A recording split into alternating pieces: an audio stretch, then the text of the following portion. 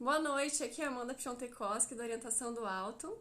E essa live eu vou falar sobre o mito, né, de Júpiter. Ai, meu Deus, o filtro agora não arruma. Ai, melhorou. Bom, eu vou falar um pouco sobre o mito de Júpiter e depois eu vou fazer umas análises simbólicas com a astrologia mundial, né, que tem uma tendência, assim, de repetição, de padrão, né, dentro desses ciclos, né, por onde Júpiter, que tem um ciclo mais lento, vai passando. Então, assim, vou começar, né? Eu, na verdade, estava fazendo alguns textos já falando sobre a mitologia de Júpiter e falando alguns aspectos simbólicos, mas vale eu contar aqui para quem não conhece ou quem está conhecendo agora. Então, reforçar um pouco essa questão da mitologia e logo em seguida eu vou entrar com detalhes simbólicos muito interessantes também para a gente entender melhor esse aspecto da astrologia mundial. Então, Júpiter, né, também conhecido como Zeus, ele nasceu de Reia e Cronos, né, Reia e Cronos, que são um aspecto um pouco maior do que simplesmente divindades, né? Cronos tem representação do tempo, do próprio tempo em si. E na época que ele nasceu, os templos eram todos dedicados a Saturno, né, a Cronos. Cronos e Saturno têm a mesma nomenclatura, ok? Tem essa relação com o tempo, com a ordem, né? E, e com todas as coisas dentro de uma restrição, né? Dentro de um limite. Tanto que para os próprios planetas, Saturno é o último astro visível a olho nu. Então ele tem relação com todos aqueles que estão à margem. E ele também é o opositor do rei, porque ele está oposto à casa do Sol, Leão, né? Ele tem domicílio em Aquário e Capricórnio, então ele tem essa oposição a toda essa relação de luminosidade e vida, né? Todos os templos nessa época eram templos ligados a Cronos, a Saturno. Então ele era o deus maior, o deus supremo. E ele, com medo de perder o trono, querendo continuar dentro dessa relação de superioridade, né? Ele devorava todos os seus filhos para que nenhum deles o destronasse. Mas Reia, já cansada de todos os seus filhos serem devorados por Cronos, resolve esconder Júpiter, Zeus, né? E no lugar ela dá uma pedra para que Cronos comesse. Então Cronos come uma pedra achando que era Zeus. E ela o esconde, né? E para conseguir amamentá-lo, ela se transforma em cabra e consegue amamentá-lo até que ele fique forte o suficiente para derrotar o próprio pai dentro dessa tirania. E aí ele toma o lugar, né, de soberano e consegue colocar ordem entre todos os outros deuses, que antes era muito confuso, cada um não tinha o seu devido lugar.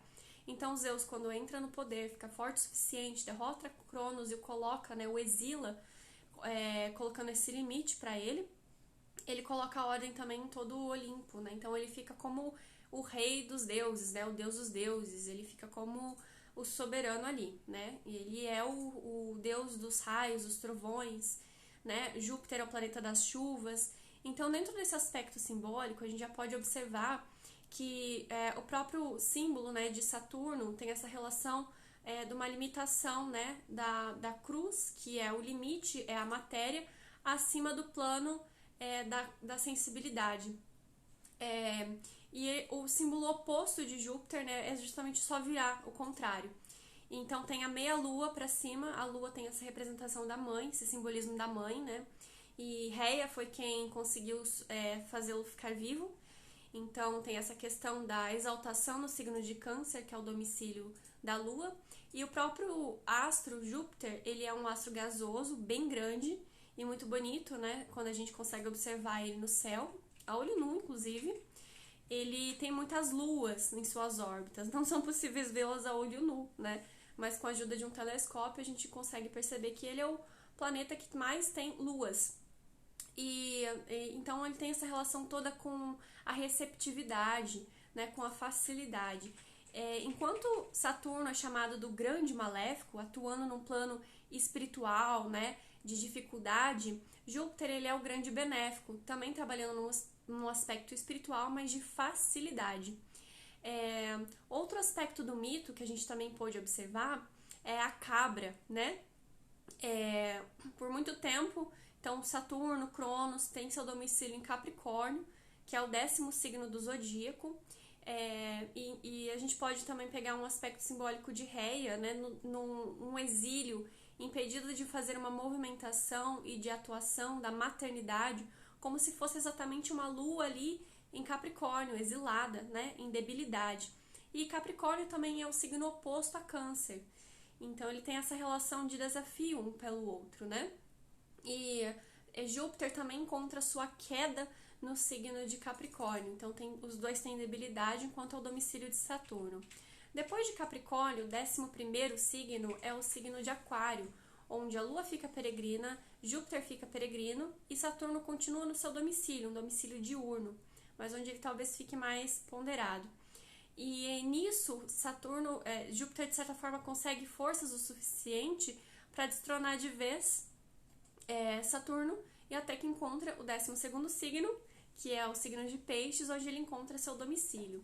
E aí a gente encontra esse simbolismo, né, de uma criação temporal, e aí há uma queda, né, uma peregrinação, até que aconteça um encontrar de um lugar, né, um domicílio, um aconchego ali, né, uma água que também representa uma água da vida, do líquido amniótico, né, os próprios peixes, o cardume, uma relação de fertilidade, onde que as coisas começam a prosperar ali, né, em abundância e mais leveza e facilidade com a vida.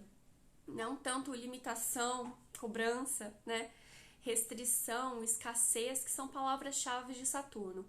Júpiter vem trazer o oposto de tudo isso, principalmente em seu domicílio, onde ele tem um potencial máximo de atuação. Ele não está exaltado, como em Câncer, então ele não está exagerado, ele está exatamente pontual, ponderado ali. E Peixes também tem essa simbologia de reger os pés no corpo humano, para a astrologia médica, então ele tem essa relação com humildade também, aceitação, na verdade total aceitação, né, porque o cardume, ele não tem uma individualidade, ele age em coletivo, então é como se os próprios peixes fossem uma coisa só, quando você repara no cardume. E é uma percepção do fluxo, de onde deve ir, para como se proteger, dentro desse aspecto de coletividade. Então, Júpiter em Peixes, ele vai trazer um foco dentro dessas questões. E um dos pontos, uma das coisas que mais une as pessoas e mais faz a gente perceber esse aspecto de unidade é através da religião, né? Da espiritualidade num sentido mais alto da palavra mesmo, onde o ser humano consegue compreender essa relação de unicidade e de objetivo em comum, em conjunto, que é o divino, né? Que é o espiritual, que é algo superior além da matéria, e perceber que a matéria é só um caminho para esse superior. Então, o Júpiter em Peixes vai trazer um foco muito grande dessa coletividade. Podem acontecer muitos movimentos sociais, né? Até mesmo revoltas sociais em prol de algo maior, de um benefício maior, uma vontade maior, assim, também de elevar a religião, né? De dar mais importância para a religiosidade, e ao mesmo tempo também podem surgir mais religiões alternativas ou coisas nesse sentido para religar o ser humano com o divino, com a espiritualidade.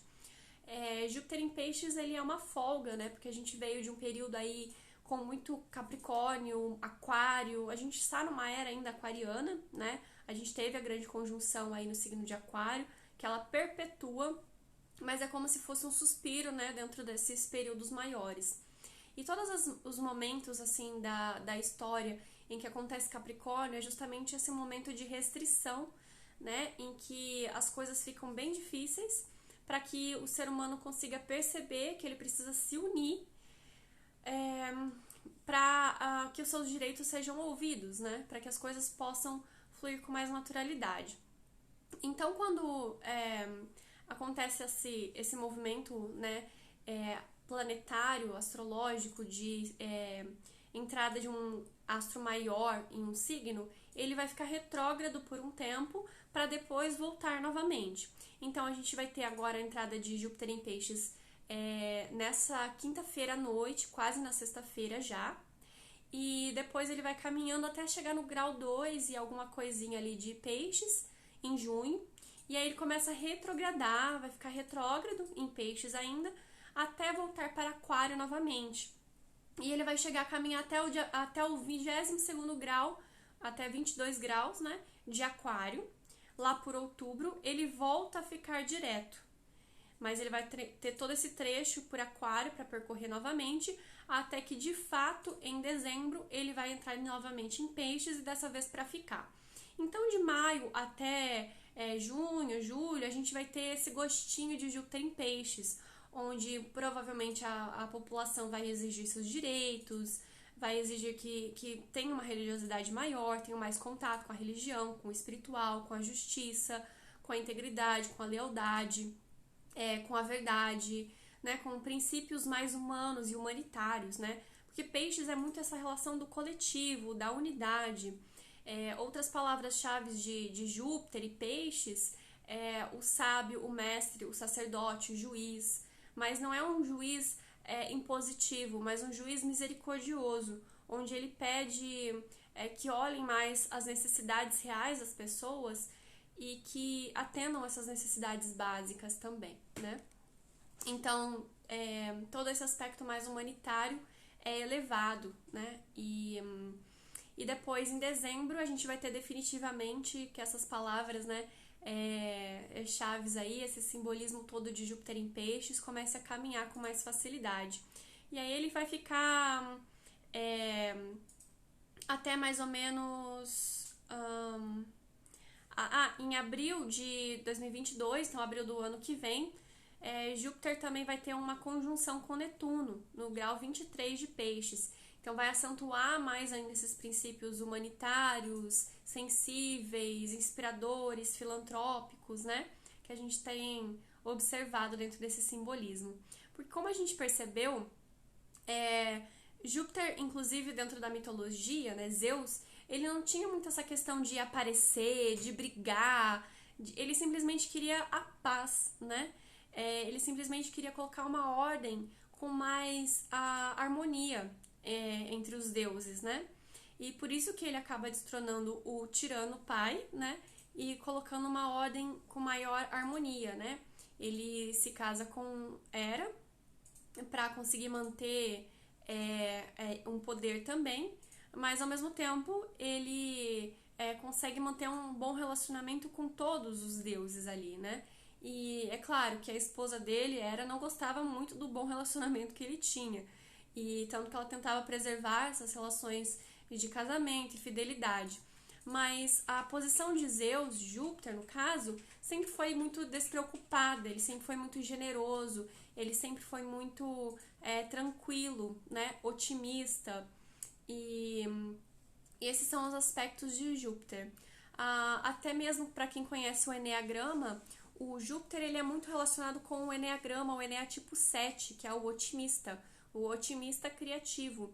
É aquele mais artístico, mas não um artístico tão sentimental assim, né? Ele tem criatividade para solucionar problemas e para fugir dos problemas também, né? Então ele tem muito bom humor, ele vai ser sempre o animador da festa, vai estar sempre querendo animar todas as pessoas, vai estar sempre inquieto muitas vezes, né? Procurando uma novidade, algo que seja exagerado, bom, né? Então tem todas essas facilidades aí. É muito engraçado a gente observar o quanto que se relaciona, né? Por mais que a gente não possa estudar a astrologia em si pela mitologia, mas muitos aspectos simbólicos a gente consegue coincidir para conseguir compreender melhor. Então, é uma facilidade que a gente tem desse recurso, mas a gente tem que entender também de não levar tudo ao pé da letra. Então, quando a gente analisar um mapa natal, né, é muito importante saber diferenciar uma coisa da outra, ok?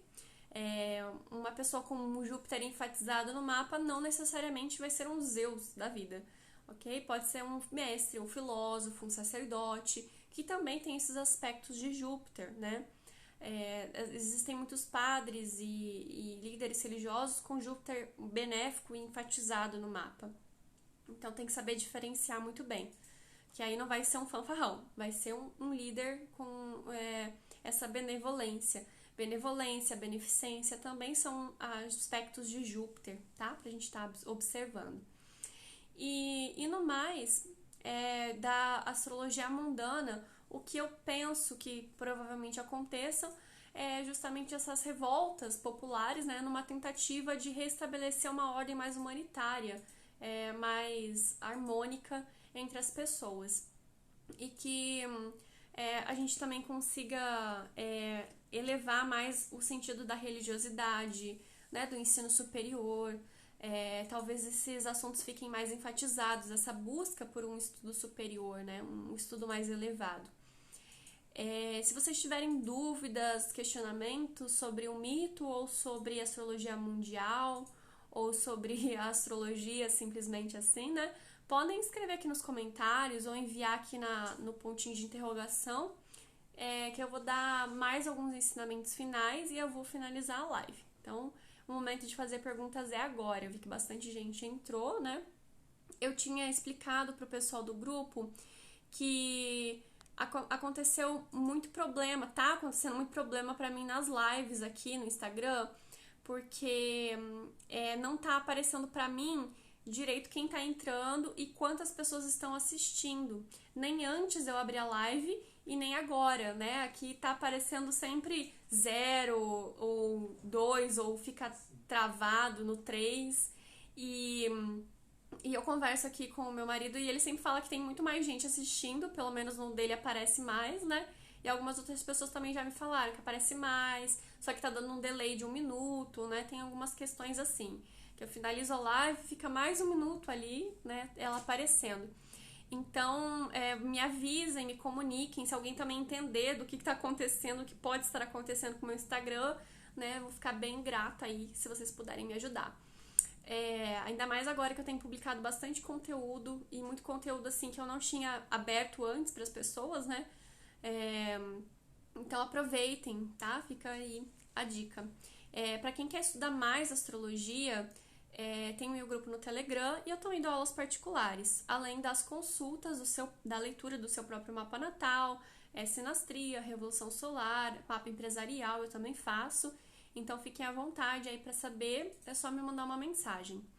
Mas como eu estava falando sobre Júpiter, ele tem essa relação de religião, de ensino superior, né?